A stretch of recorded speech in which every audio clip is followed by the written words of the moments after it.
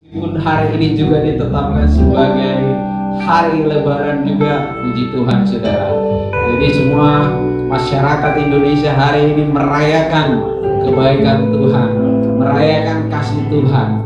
Oleh karena itu, mari ibu bapak saudara yang terkasih, kita siapkan hati dan pikiran kita. Ya, kita akan mulai ibadah kenaikan Tuhan kita Yesus Kristus ke surga saudara. Yesus naik ke surga menyediakan tempat untuk kita saudara. Jadi ketika kita percaya kepada Yesus, kita pasti saudara bersama-sama dengan Dia di surga. Haleluya. Terima kasih Tuhan. Terima kasih Tuhan. Hari ini Tuhan kami mau siapkan hati kami Tuhan. Kami mau datang kepadamu Tuhan. Kami mau menyembahmu Tuhan. Sebab Engkaulah Tuhan kami. Sebab Engkaulah Raja kami. Sebab Engkaulah yang menyelamatkan kami dan memberikan kepada kami kehidupan yang kekal. Oh, terima kasih Tuhan. Terima kasih Yesus. Terima kasih Bapa. Engkau Bapa yang baik. Engkau Bapa yang mengasihi setiap kami yang ada di tempat ini Tuhan. Mengasihi Bekasi, mengasihi Jawa Barat, bahkan mengasihi Indonesia. Terima kasih Tuhan. Biarlah kasih Tuhan melimpah atas kami, atas Jawa Barat, atas Indonesia, dalam nama Yesus. Terima kasih Tuhan. Terima kasih Tuhan. Terima kasih Bapa. Kau Bapa yang mengasihiku, kuasa-Mu memulihkanku, hati yang baru Kau berikan untukku dapat melihat karena indah bagiku. Benar Tuhan, Kau ada di setiap jalan.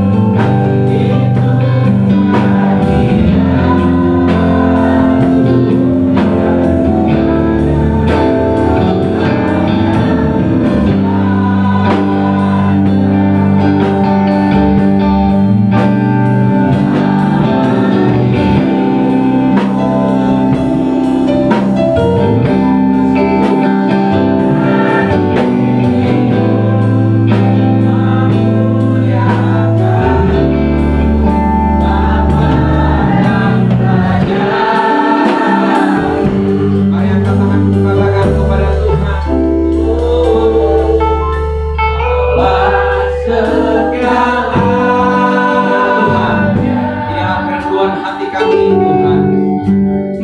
Jalan hidupku, Haleluya. kerajaanmu, kebenaranmu, itulah dia.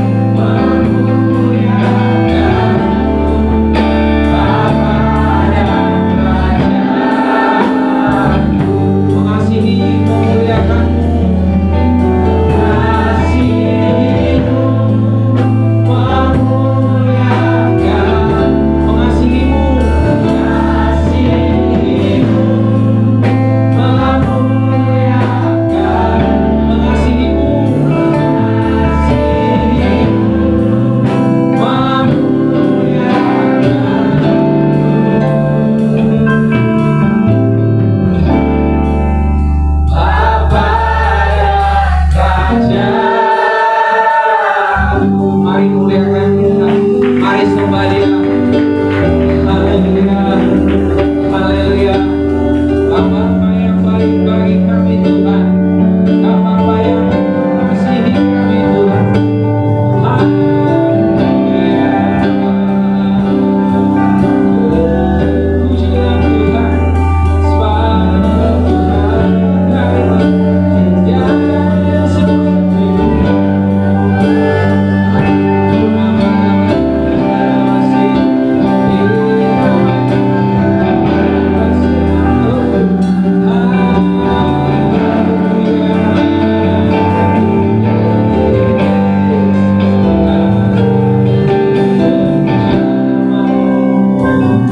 kalian melayan sembah, kalian layan tinggikan.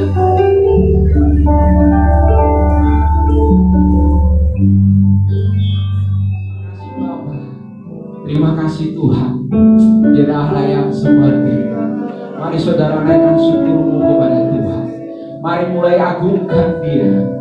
Katakan sesuatu atas yang Tuhan perbuat di hidup. Terima kasih Tuhan. Terima kasih Tuhan. Untuk kekuatan, untuk sukacita, untuk damai sejahtera, untuk Roh-Mu yang kudus yang tidak pernah meninggalkan kami, yang memberikan hikmat, pengertian, pengetahuan, kuasa bagi kami. Terima kasih Tuhan. Sungguh besar Tuhan yang Engkau perbuat di hidup kami. Sungguh mulia rencana-Mu Tuhan bagi setiap kami. Terima kasih Tuhan. Beri kemuliaan buat Tuhan kita Yesus. Karena Dia Bapa yang baik yang mengasihi kita, karena yang memberikan rencana yang mulia, masa depan yang penuh harapan ada di dalam Dia. Amin saudara. Haleluya. Karena kebangkitannya memastikan saudara, ya, untuk kita bersama-sama dengan Dia di surga. Mari angkat suaramu, kita akan bernari untuk Tuhan, kita akan bersorak untuk Tuhan. Amin. Yesus bangkit, Yesus hidup, Dia naik ke surga.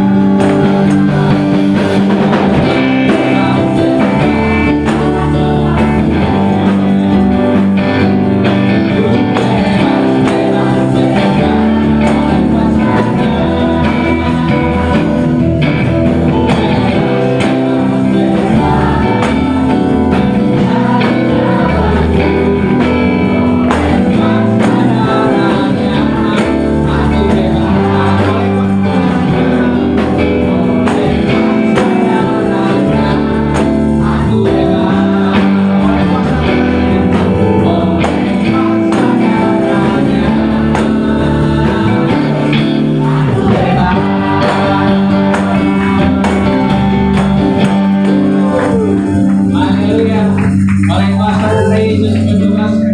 Amin saudara. Bebas dari depresi, bebas dari kelemahan tubuh, sakit penyakit, bebas dari dosa. Amin. Terima kasih Tuhan. Jika saat ini Bapak, kami mau siapkan hati dan pikiran kami mau duduk diam mendengar firman Tuhan. Biarlah kuasa-Mu, Roh Kudus-Mu berkarya bagi setiap kami, memberi hikmat, pengertian, dan kebenaran yang benar akan kami Tuhan, sehingga kami bertumbuh, berakar, dan berbuah di dalam Tuhan. Berkati Tuhan hamba-Mu yang akan menyampaikan firman-Mu, pakai dia menjadi alat kemuliaan. Terima kasih Tuhan, terima kasih Bapa. Kami percaya Tuhan, Kau hadir di tempat ini Tuhan. Biarlah hadirat-Mu memuaskan setiap jiwa kami, memberikan kekuatan dan pengharapan yang baru bagi setiap kami Tuhan. Oh, terima kasih Yesus. Terima kasih Roh Kudus. Ku yakin Kau hadir di sini. Ku rasakan kuasa yang tak terbatas. Ku yakin Kau nyata di sini. Kemenangan terjadi di sini. Kami yakin Engkau hadir di tempat ini Tuhan. Ku yakin Kau hadir di sini. Ku rasakan kuasa yang tak terbatas. Ku yakin Kau nyata di sini. Kemenangan terjadi di sini. Segenap hati kami Tuhan mau memuji-Mu. Segenap jiwaku memuji-Mu. Sungguh besar Kau Yesusku. Segenap hatiku menyembah-Mu. Kau besar, Kau besar, Kau besar, Kau besar. Oh, yakin Kau hadir di sini. Ku rasakan kuasa yang tak terbatas. Ku yakin Kau nyata di sini. Kemenangan terjadi di sini. Terima kasih Tuhan. Kami percaya Engkau hadir di tempat Tuhan. Terima kasih buat hadirat-Mu Tuhan. Terima kasih Yesus. Ku menyembah dalam kudus hadirat-Mu. Hadiri kata kasih, karunia-Mu Bapa.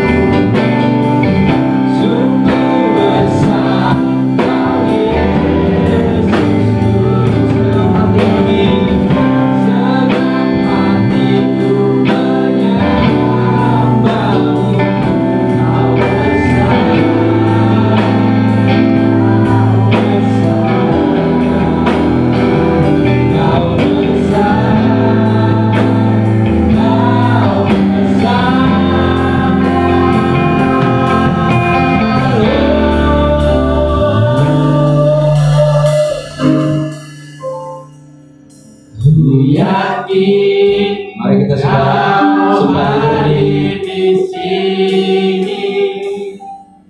Ku rasakan kuasa yang tak terbatas. Ku yakin Kau nyata di sini. Kemenangan terjadi di sini. Ku yakin Engkau hadir di sini Tuhan. Kau hadir di sini. Ku rasakan kuasa yang tak terbatas. Ku yakin Kau nyata di sini. Kemenangan terjadi di sini. Ku yakin Kau hadir di sini. Ku rasakan kuasa yang tak terbatas. Ku yakin Kau hadir di sini. Kemenangan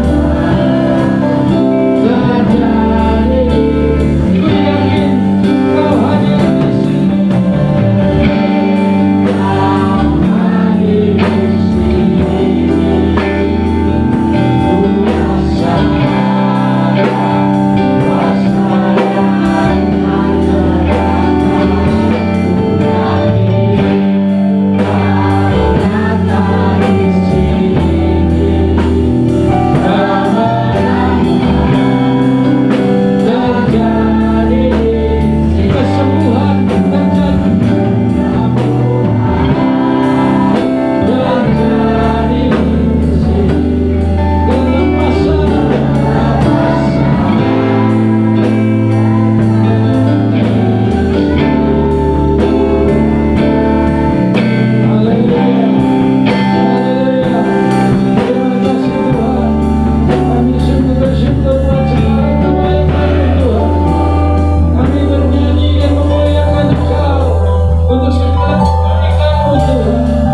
Terima kasih Tuhan. We worship you, Lord. We worship Jesus. My Lord, my God, I love you, Lord. Terima kasih Tuhan.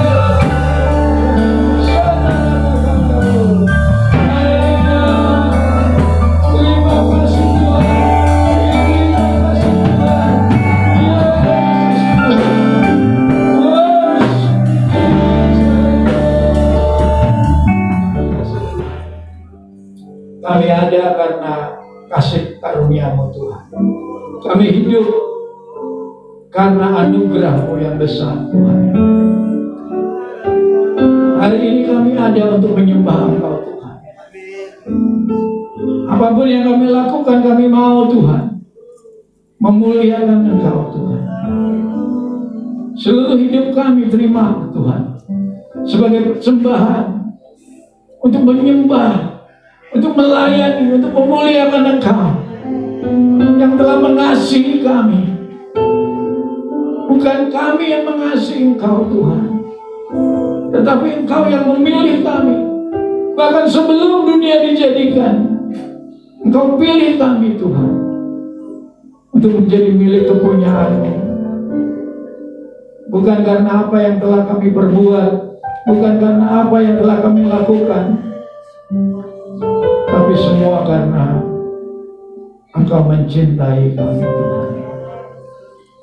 Biarlah pada siang hari ini firman Tuhan dinyatakan dengan kuasa, supaya ketika firman diberitakan, kasih Tuhan nyata dalam hidup kami, menjamah setiap bagian dari hidup kami yang membutuhkan Engkau Tuhan. Kami berdoa, sentuhan tangan Tuhan ada dalam setiap kami. Ketika firman diberitakan, disembuhkan yang sakit, dimerdekakan yang terikat, dibebaskan yang terbelenggu, bahkan dipulihkan dari segala luka di dalam batin, dari segala luka di hati, gangguan-gangguan emosi, gangguan-gangguan mental disembuhkan oleh Tuhan. Ketika firman diberitakan, mujizat Tuhan terjadi di dalam nama Tuhan Yesus. Terima kasih Tuhan. Kami sudah berdoa di dalam nama Tuhan Yesus. Haleluya.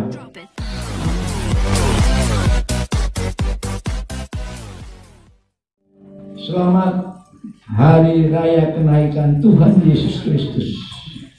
Dan ini merupakan hari libur nasional yang dirayakan oleh seluruh orang Indonesia juga.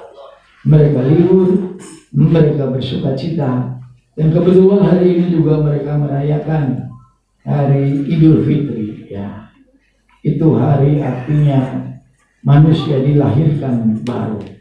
Haleluya. Istilahnya sudah benar, dilahirkan baru. Ya. Fitrinya ya, telah menjadi baru. Ya. Saudara, tidak ada seseorang yang bisa dilahirkan baru kalau Yesus tidak bangkit dari antara orang mati. Kita semua nggak bisa lahir baru kalau kita tidak melihat Yesus naik ke surga. Ketika Yesus bangkit dari antara orang mati, disitulah saudara mengalami kelahiran baru. Amin. Jadi kelahiran baru tidak ada sangkut paut dengan perbuatan saudara. Kelahiran baru saudara menjadi ciptaan baru tidak ada sangkut pautnya dengan tingkah laku saudara yang jelek atau yang baik. Nggak ada. Saudara dilahirkan oleh Roh yang karena Dia mencintai saudara. Amin. Bukan karena saudara sudah melakukan sesuatu dan akhirnya Tuhan kasih hadiah. Ini hadiah buat kamu. Kamu sekarang jadi anak Tuhan. Kamu sekarang terima hidup yang kekal. Kamu sekarang mewarisi seluruh kerajaan Allah. Bukan. Karena Dia begitu besar cintanya akan saudara, maka Dia memberikan anaknya yang tunggal buat kita, supaya Dia mati di kayu salib, bangkit membenarkan saudara, dan naik ke sorga, memberikan kepada saudara tempat di sorga, supaya di mana Dia berada, saudara berada. Amin. Dan bukan hanya itu, bahkan Dia katakan Dia naik untuk memberikan kepada kita Roh penolong untuk tinggal di dalam kita. Jadi hari ini saudara dan saya bukan anak yatim piatu yang ditinggalkan oleh Bapa kita di surga, yang ditinggalkan oleh Tuhan Yesus, tetapi kita hari ini adalah anak-anak Allah yang didampingi, disertai oleh Roh Kudus yang diam dalam diri saudara. Amin. Hari ini saudara adalah bukan hanya ciptaan yang baru karena dilahirkan dari kebangkitan Yesus, tetapi saudara telah menerima hidup yang disertai oleh Roh Kudus, di mana Roh Kudus akan memberikan karunia-karunia. Saudara, Roh Kudus itu adalah pribadi penolong yang kerinduannya adalah untuk memberikan pemberian-pemberian atau karunia-karunia. Maka dikatakan di dalam Alkitab kita Perjanjian Baru ini, Roh Kudus itu adalah Allah yang penuh dengan karunia-karunia. Atau di dalam bahasa Inggrisnya gifts, G-I-F-T-S, gifts. Itu sama seperti kalau saudara pergi ke toko, ada di situ namanya gift shop. Artinya apa gift shop? Ya, toko yang menjual hadiah-hadiah. Jadi kalau saya mau merayakan ulang tahun anak saya pergi ke gift shop, saya tanya, hadiahnya yang bagus buat anak saya ulang tahun apa? Oh ini Pak, hadiahnya Pak. Bagus, parfum Pak. Oh ini Pak. Jadi yang namanya hadiah itu adalah pemberian yang diberikan karena cinta dan kasih sayang. Bukan karena prestasi atau karena dia sudah berbuat sesuatu buat saya, maka sebagai imbalannya, bukan. Kalau di dunia ini rata-rata orang dapat hadiah kalau sudah mendapatkan prestasi, ya kan? Hadiah juara 1 juta, lomba lagu. Nah, hadiah kedua 750. Ini lomba lagu GSDA ya. Yang akhir bulan ini ditentukan siapa pemenangnya. Ya Pak Siagian kirim satu lagu, kemudian Pak Utapea kirim satu lagu, ya kemudian siapa saja yang mau kirim lagu silakan.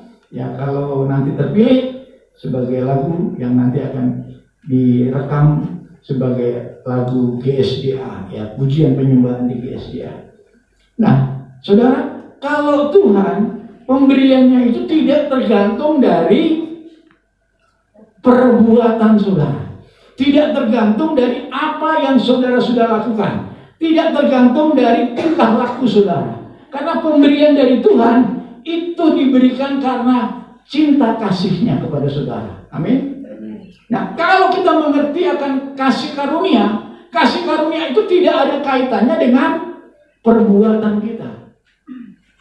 Saudara yang mengerti kasih karunia, saudara dapat menikmati hidup saudara. Setiap hari saudara dicintai Tuhan. Saudara bangun tidur, saudara tidak pikirkan apakah hari ini saya akan bisa makan, apakah hari ini hutang saya bisa kebayar, apakah hari ini tunggakan listrik saya bisa kebayar. Enggak.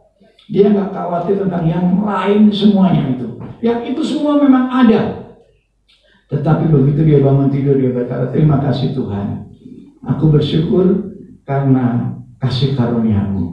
Aku diselamatkan, aku dibenarkan, aku dikuduskan, aku disucikan. Dan hari ini aku bersukacita karena sesuatu yang baik sedang Tuhan siapkan buat hidupku. Haleluya.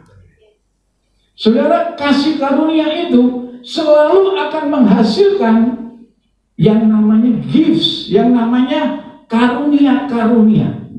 Jadi kalau orang terima kasih karunia, nanti setelah itu diikuti dengan karunia-karunia. Karunia-karunia itu dalam Alkitab dikatakan ada yang namanya karunia mujizat, ada yang namanya karunia kesembuhan, ada yang namanya karunia nubuat, ada yang namanya karunia membedakan bahasa roh, ada yang namanya karunia-karunia yang lain, saudara. Tidak terbatas, karunia hikmat, karunia pengetahuan, karunia memperoleh kekayaan, karunia apa saja. Dan itu Tuhan mau saudara terima, bukan karena saudara taat kepada aturan-aturan agama. Ya. Maka saudara, setiap kali Yesus membuat mujizat, Yesus selalu dapat tantangan besar dari orang-orang Farisi, ahli Taurat, dan juga imam-imam kepala. Bayangin saudara, imam-imam kepala menentang Yesus karena Yesus melakukan mujizat pada hari apa? Hari Sabat. Ini beda besar antara ahli Taurat, pemuka agama, dan imam kepala dengan Yesus. Yang benar yang mana saudara? Yesus dong, ya kan? Kalau imam-imam kepala ini hari Senin, Selasa, Rabu, Kamis, Jumat saudara boleh kerja. Tapi hari Sabtu tidak boleh kerja. Karena ini adalah hari yang Sabat, hari yang suci, hari yang kudus. Jangan ada yang bekerja. Nah, Yesus di sini beda. Yesus bilang, kalau kamu sudah kerja hari Senin, Selasa, Rabu, Kamis, Jumat, hari Sabtu ini adalah hari Sabat. Namanya Sabat itu apa artinya? Kita istirahat, kita tinggal percayakan semuanya kepada Tuhan, dan kita yakin kalau kita percayakan kepada Tuhan, yang kita alami apa? Mujizat-mujizat gitu. Jadi Yesus bikin mujizat supaya orang tahu ini hari Sabat. Kamu tenang-tenang aja ya, jangan khawatir, jangan cemas soal apa-apa, mujizat terjadi. Haleluya. Kamu nggak usah khawatir, kamu 38 tahun lumpuh, nggak jalan, orang nggak ada yang nolong kamu. Ya seperti orang yang di kolam Bethesda itu saudara, berapa tahun dia lumpuh? 38 tahun. Tapi dia selalu bilang, Tuhan, selama 38 tahun tidak ada orang yang menolong aku, mengangkat aku turun ke kolam. Selama ini kamu ngarepin siapa yang nolong? Orang. Kenapa kamu nggak ngarepin Tuhan saja? Terus Yesus tanya, yang kamu mau apa sih? Dia jawab, aku mau sembuh dong Tuhan. Ya sudah, kalau mau sembuh, serahkan khawatirmu, percaya kepada Tuhan, jangan bimbang, jangan ragu. Sekarang berdiri, angkat tilammu dan berjalan. Haleluya. 38 tahun hidup mengharapkan orang lain menolong. Padahal Tuhan mau kita hidup percaya kepada kasih karunia Tuhan. Bagaimana dengan orang yang bongkok 18 tahun? Nah, itu dia. Tadi lumpuh 38, yang bungkuk berapa tahun, saudara? 18 tahun. 18 tahun cuma melihat ke bawah. Itu disembuhkan sama Tuhan hari apa ya? Aku lupa tuh. Disembuhkan sama Tuhan hari apa tuh? Hari Sabat juga, saudara. Saudara, Tuhan Yesus mau kita mengerti arti Sabat yang sesungguhnya. Arti Sabat itu bukan artinya saudara ikut aturan agama, bukan.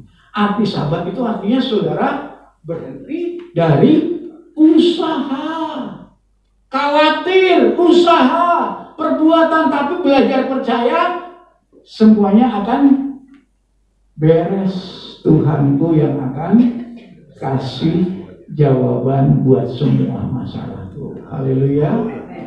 Nah, Yesus naik ke surga itu tujuannya supaya saudara jangan lagi gelisah tentang apapun. Kalau aku sudah naik ke surga, berarti aku sudah kalahkan semua yang ada di langit 1, langit 2, langit 3, langit 4, langit 5. Semuanya sudah. Bahkan bukan yang hanya di langit, yang ada di bumi. Bahkan bukan yang hanya di bumi, yang ada di bawah bumi. Semua kuasa-kuasa kegelapan sudah aku kalahkan.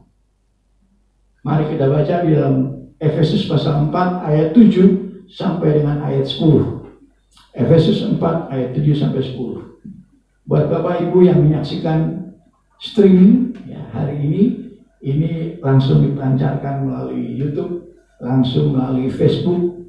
Ya, jadi ada anak saya di Australia, haleluya, ada teman saya di Amerika, haleluya. Ya, saya bersyukur dengan kemajuan teknologi kita bisa live streaming. Ya. Dan memang kemarin-kemarin kita ibadah sudah bebas, tapi ternyata Tuhan mau kasih kita juga ya kesempatan untuk kita membagikan firman Tuhan kepada mereka yang tidak bersama dengan kita. Pak Effendi, Hung, ya, Ibu Sunambela, nah itu semua yang masih istirahat di rumah, tidak mau datang ke gereja dulu, supaya bisa dengerin juga. Ya, haleluya. Efesus 4 ayat 7 sama-sama 1, 2, 3. Kepada kita masing-masing telah dianugerahkan kasih karunia menurut ukuran pemberian Kristus. Haleluya. Itulah sebabnya kata Nas, tatkala ia naik ke tempat tinggi, ia membawa apa saudara? Tawanan-tawanan. Dan ia memberikan pemberian-pemberian kepada manusia. Ayat yang ke-9, bukankah ia telah naik, berarti ia juga telah turun. Turunnya kemana? Bagian bumi yang paling bawah.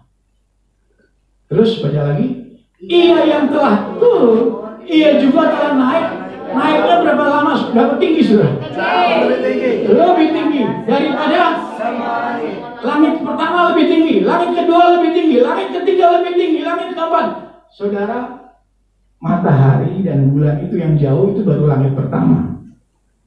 Paulus pernah naik ke langit yang ke-3. Ya, mungkin saudara langitnya itu bisa 7, bisa juga 10, bisa juga saya nggak tahu ya. Tapi yang jelas yang pernah dialami sama Paulus, dia naik ke surga langit yang ke-3. Ya. Tetapi ini dikatakan Yesus itu naik pada semua langit. Dia pernah ke tempat yang paling bawah, dan dia waktu naik ke surga itu dia naik ke tempat yang paling tinggi. Nggak ada lagi di atasnya. Kalau saudara pernah baca di YouTube, Amerika mencari orang yang mau pergi ke Mars karena ada pesawat, tetapi sayangnya hanya one way ticket. Tiket berangkat, tiket pulangnya belum ketemu. Ya.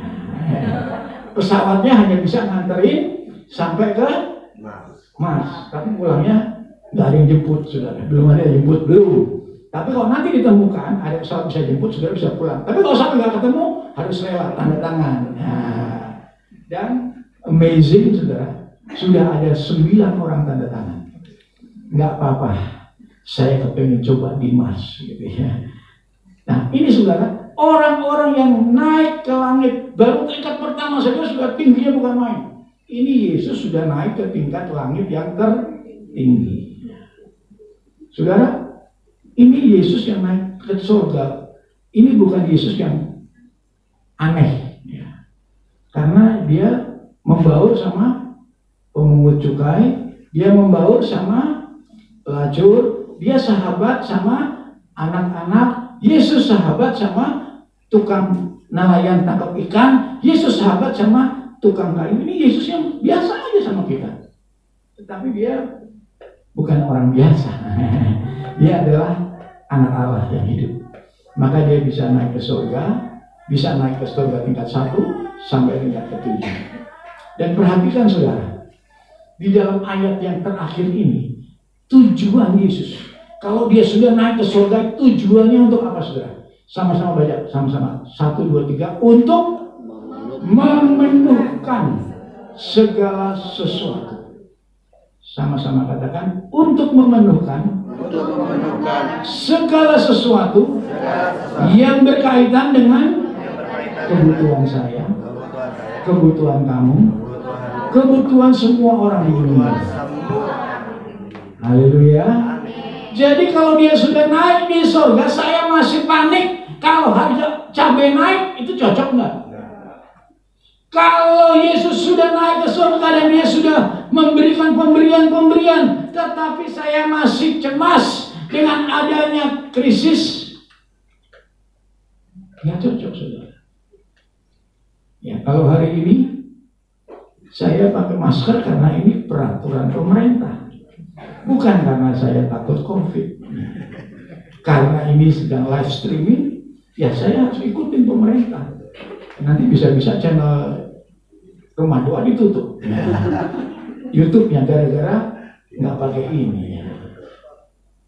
Saudara, yang Yesus katakan, kalau aku pergi ke tempat Bapa, itu untuk supaya kebaikan-kebaikan yang tersedia itu menjadi milik kamu. Apa saja yang baik yang ada di dalam surga, itu semuanya untuk disediakan untuk kebutuhan kamu. Mari kita baca Efesus 1 ayat yang ketiga. Efesus 1 ayat yang ketiga. Sama-sama 1, 2, 3. Terpujilah Allah dan Bapa Tuhan kita Yesus Kristus, yang dalam Kristus telah mengaruniakan kepada kita segala berkat di dalam surga. Saudara, segala berkat dalam surga itu tujuannya untuk dikasih-kasih kepada saudara semua. Tetapi untuk dapat dikasih kepada saudara-saudara semua ini, syaratnya cuma satu. Jangan mengandalkan perbuatan, jangan mengandalkan kekuatan sendiri, jangan mengandalkan manusia, orang lain, tapi percaya kepada Tuhan. Haleluya. Pernah suatu saat saudara, saya bisnis properti gitu ya, jual rumah ya, tanah gitu ya. Terus uang saya sudah nggak ada, saya tinggal ada uang 500.000 buat pasang iklan ya. Ya Tuhan, ini iklan di komputer saya mau ambil, ya ini uangnya tinggal 500.000, tapi aku percaya berkat Tuhan itu tidak bergantung dari usaha aku. Ya oleh sebab itu aku mau berserah kepada Tuhan. Tuhan yang sediakan segala kebutuhanku. Saya pasang iklan, besoknya terbit itu iklan, dan kemudian ada yang telepon, ya Pak, saya mau minat tanah yang di Simpro Garden gitu ya. Oke, ya bisa dilihat ya. Singkat cerita, dari pertemuan saya dengan pembeli itu, akhirnya terjadi transaksi, dan kemudian kelebihan dan komisi yang saya terima sekitar 1,5 miliar. Waktu itu saya tidak membayangin uang saya 500.000 buat iklan, ya. Tapi saya hanya percaya, oleh karena kasih karunia, Tuhan bisa lakukan apa saja. Aku percaya segala kebutuhanku Tuhan sediakan. Jadi dari 500.000 yang saya pakai buat pasang iklan, menghasilkan uang 1,5 miliar. Saudara, kebaikan Tuhan itu tidak tergantung dari apa yang kita sudah kerjakan. Sama sekali nggak ada. Itu tergantung dari percaya atau tidak engkau dengan kebaikan dan kasih karunia Tuhan. Seorang yang tangannya lumpuh, saudara, seorang yang buta, Yesus hanya tanya, apa yang kamu mau? Percayakah kamu bahwa aku bisa menyembuhkan? Percayakah kamu bahwa anakmu sudah sembuh? Yesus selalu tanya tentang iman. Yesus nggak tanya, kamu udah berhenti merokok belum? Jangan coba-coba minta yang lain. Merokok aja lo belum bisa berhenti. Enggak begitu, saudara. Bukan artinya saudara jangan berhenti merokok aja terus enggak. Saya nggak ngajarin begitu, saudara. Ya. Kepada perempuan yang pendarahan, Yesus sembuh dan menyembuhkan perempuan itu dan berkata, nak, sekarang kamu sudah sembuh, pulanglah dengan selamat, imanmu menyembuhkan kamu. Saudara, Yesus itu tidak pernah mengkaitkan kalau dia mau menyembuhkan, melakukan kebaikan, tidak dikaitkan dengan syarat-syarat agama.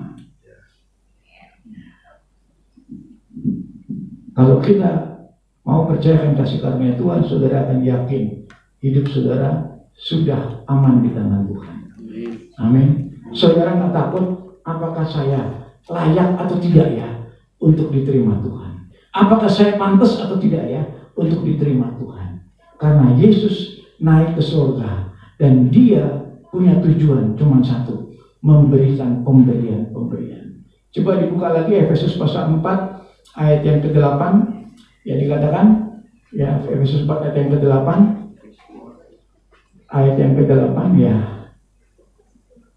Kepada orang-orang perjanjian lama, Yesus membawa tawanan-tawanan masuk ke surga. Yang dimaksud tawanan ini siapa, saudara? Orang-orang perjanjian lama yang sudah percaya, tapi karena Yesus belum bangkit dari antara orang mati, mereka masih menjadi tawanan. Tawanan siapa? Tawanan kerajaan maut.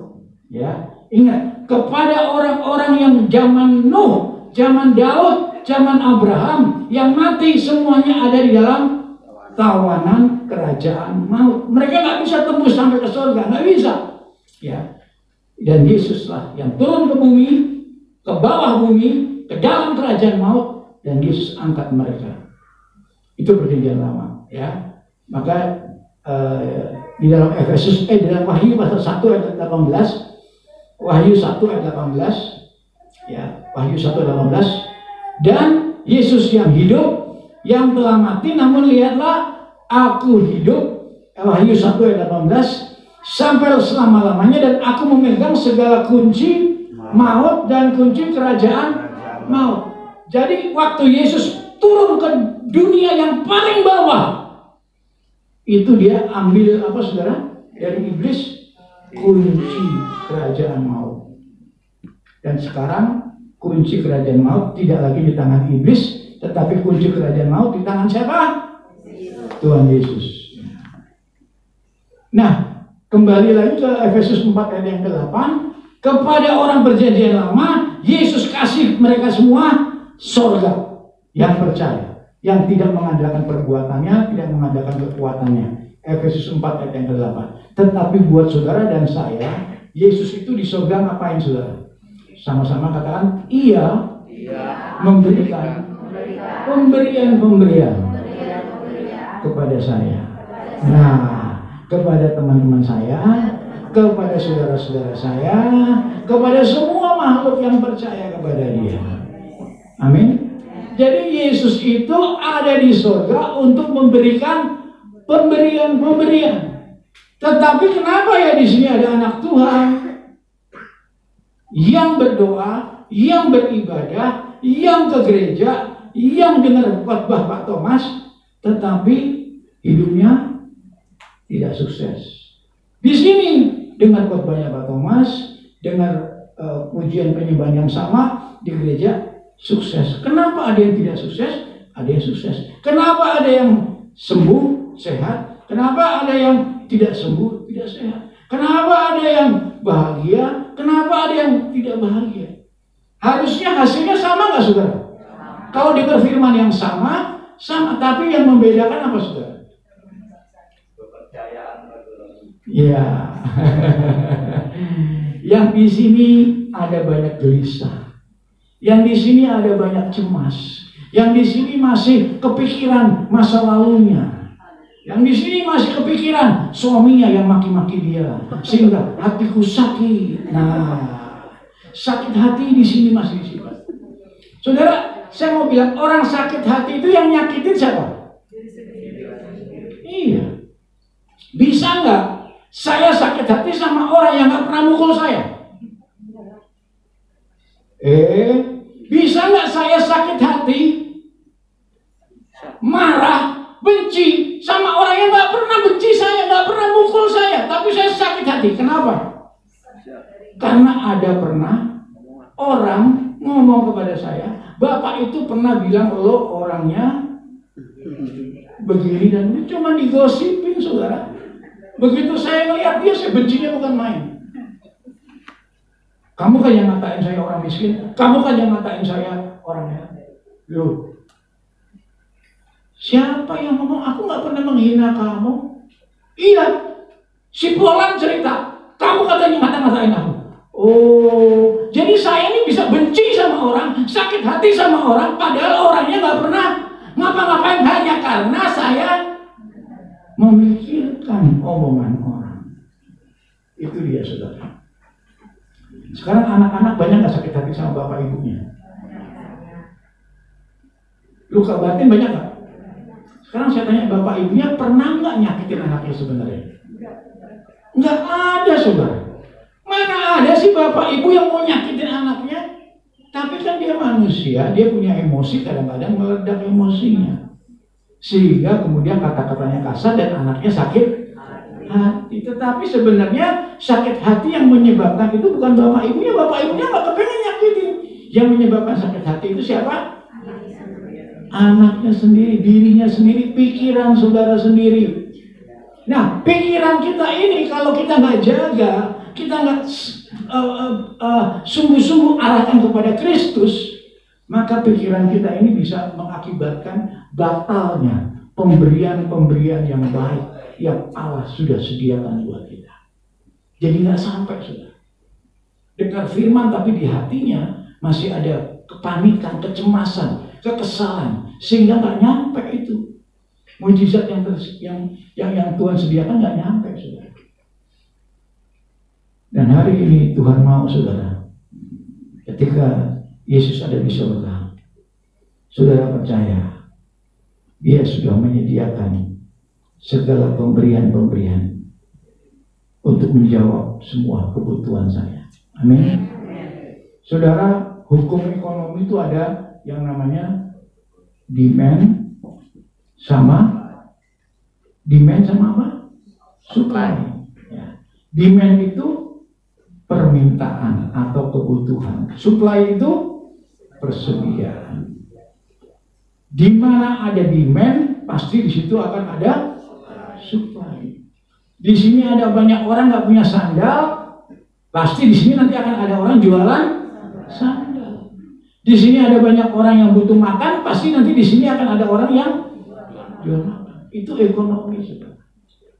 Sekarang kalau saudara pernah melihat gembok dikunci, itu kalau ada orang bikin gembok pasti ada kuncinya nggak? Tapi kita enggak, gitu. Kalau melihat masalah sepertinya nggak ada kuncinya masalah itu. Aduh, masalah saya sepertinya nggak ada jawaban. Nah itu, saudara, itu dia. Begitu kita berpikir masalah saya tidak ada jawaban, maka terjadilah seperti yang kau imani. Nggak selesai masalahnya. Jadi saudara harus percaya kalau saya punya masalah, Tuhan Yesus sudah siapkan solusinya. Amin. Maka saudara akan melihat mujizat itu terjadi. Mujizat tidak akan terjadi kalau di dalam diri kita masih diliputi oleh berbagai macam kecemasan, keraguan, dan juga kekhawatiran. Tetapi begitu saudara percaya, maka mujizat terjadi. Satu saat saya pernah mau naik pesawat, ketinggalan saudara ya, itu di Medan waktu itu. Ya saya kesal sekali karena saya terlambat gara-gara mobil ini berhenti saudara ya. Tetapi waktu saya kesal sampai di dekat Polonia saudara, tahu-tahu saya melihat itu asap besar sekali. Pada waktu saudara berserah dan percaya dan tidak ada kebimbangan dan kekesalan dalam hati saya, saudara ya. Dan pada waktu kita percaya kepada Tuhan, maka segala yang baik, termasuk keajaiban dan mujizat, akan terjadi dalam hidup saudara. Ya, karena Dia ada di surga untuk memberikan apa? Pemberian. Dulu Dia naik ke surga bawa tawanan, sekarang Dia ada di surga untuk memberikan pemberian. Dia bilang, aku pergi ke rumah Bapa untuk supaya di mana aku berada, kamu juga ada di situ. Yesus mau selalu bersama dengan kita. Amin. Dia nggak mau saudara pikiran saudara ditinggalkan Dia. Roh Kudus adalah roh penghibur, penolong yang tidak ingin saudara tersesat, yang tidak ingin saudara celaka, tetapi saudara belajar untuk mendengarkan suara Dia di dalam hati nurani saudara. Dan itulah kerinduan Tuhan, saudara belajar mendengarkan suara Roh Kudus supaya saudara terus ada damai, ada sukacita, dan ada kebahagiaan di dalam diri saudara. Ya, karena apa? Roh Kuduslah yang memberikan itu. Dan 10 hari ke depan adalah hari raya pencurahan Roh Kudus saudara. Jadi selama 10 hari saya akan mengajar dengan Zoom dan juga dengan datang ke gereja. Tetapi karena hari Jumat dan Sabtu ini adalah hari untuk anak-anak membuat acara sekolah Injil liburan, ya, mereka ada di gereja, maka kita tidak bisa bikin ibadah. Saya akan bikin ibadah hari Jumat ini jam 8 malam lewat Zoom. Jadi dibagi kepada saudara di dalam WA saudara, linknya saudara bisa ikut Zoom. Ya saudara, kalau mau irit nggak usah pakai video, suara saja. Nah, itu kuotanya lebih sedikit. Sabtu Zoom lagi, Minggu ketemu di sini. Ya karena Minggu sudah ketemu, Seninnya Zoom lagi, Selasanya ketemu di sini. Rabunya Zoom lagi, dan Kamisnya ketemu di sini. Jumatnya Zoom lagi, Sabtunya ketemu di sini. Ya itu dia puncaknya. Sampai besoknya hari Minggu, ya ibadah lagi ya. Jadi saya ingin mengajar tentang bagaimana kita bisa mendengar suara Roh Kudus dan dipimpin oleh Roh Kudus, sehingga saudara di dalam diri saudara selalu ada ketenangan, tidak pernah panik menghadapi apapun. Ya karena penyebab kepanikan itu bahaya sekali. Ya saudara kalau panik saudara tidak bisa dengar suara Tuhan. Ya jangankan suara Tuhan, ya melihat anaknya sendiri aja bisa nggak melihat. Saking paniknya, anaknya mau kebakaran, yang diangkat malah tasnya dibawa pergi. Anaknya dibiarin. Loh, kok kamu angkat tas? Anaknya mana? Oh iya, saking paniknya saudara. Mau ngangkat anaknya, diangkat tas, anaknya nggak diangkat. Nah itu dia, kepanikan itu bahayanya seperti itu. Jadi jangan pernah saudara panik menghadapi apapun, tetapi belajarlah tenang dan dengarkan Tuhan. Ya itu suara Roh Kudus akan memimpin kita. 10 hari ini kita akan belajar baik dari Zoom maupun dalam ibadah di gereja. 10 hari pencurahan Roh Kudus, bagaimana Roh Kudus memimpin kita melalui hati nurani kita. Suara yang kecil dan lembut tetapi memberi hasil yang besar. Amin. Suaranya kecil, lembut, tapi hasilnya saudara bebas dari sakit penyakit, bebas dari kecelakaan, bebas dari kebangkrutan. Mungkin karena suara kecil saudara bisa untung 2 miliar. Bisa dari suara kecil saudara bebas dari kecelakaan. Suara kecil, tetapi itu bukan suara biasa. itu suara Roh Kudus yang luar biasa. Haleluya. Amin. Mari kita bangkit berdiri. Kita bersyukur kepada Tuhan dan kita akan berdoa masuk dalam perjamuan.